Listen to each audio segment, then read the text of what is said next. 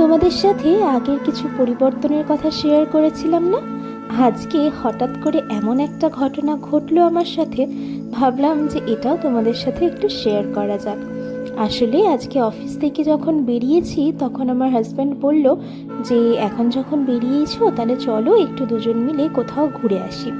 এই আশেপাশে ঘোরা বলতে আমাদের ওই কোথাও দুজন মিলে একসাথে যাওয়া আর তারপর কিছু মন পছন্দের খাবার দাবার খেয়ে ঘরে ফিরে আসা।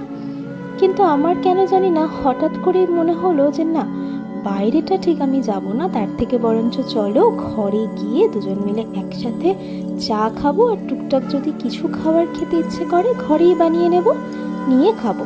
আর যদি কিছুই না বানাতে পারি তাহলে চায়ের সাথে একটু মুড়ি তো থাকছেই, তাতেই হয়ে যাবে, যেহেতু মুড়ি আমার বেশ ভালো লাগে।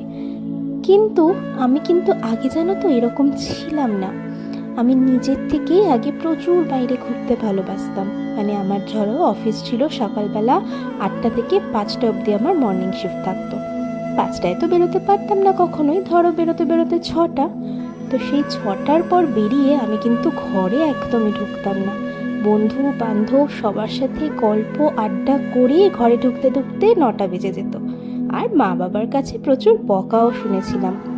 তারপরের দিন আবার ভোরবেলা উঠে অফিস যেতাম, কিন্তু তবু এই ব্যাপারটা ছিল না যে ঘরে ফিরবো, ঘরের খাবার খাবো। কিন্তু এখন যেন দিনের দিন আমি কীরকম হোম সিক হয়ে যাচ্ছি।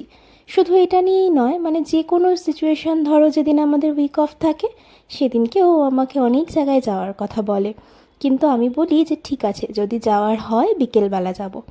ওই বিকেল বলতে 4টে 5টায় বেরোবো, ও রাজি হয়, কিন্তু অ্যাট দ্য এন্ড আমি রান্না বান্না করে খাওয়া দাওয়া করার পর সেই দিনকে একটু হলেও রেস্ট নিই। ওই 2 ঘন্টার জন্য রেস্ট নিতে গিয়ে ব্যাস 7টা 8টা বেজে যায় উঠতে। তারপর সন্ধ্যা দিয়ে ও বলে তোমার সাথে আর কোথাও ঘুরতে যাওয়া হবে না, কারণ ঘুরতে যাওয়ার জন্য এই 8টা 9টায় যদি বেরোই তাহলে কোথায় আর যাব। সেজন্য অবশেষে ওই আমার মায়ের বাড়ি, আর না হলে আমাদের একটুখানি পাটুলি মোড় হয়ে ঘুরে তারপর বাড়ি। এই হচ্ছে আমার রুটিন। তাই ভাবলাম তোমাদের সাথে আজকে একটু শেয়ার করি এরকম হোমসিক আর কে কে আছে।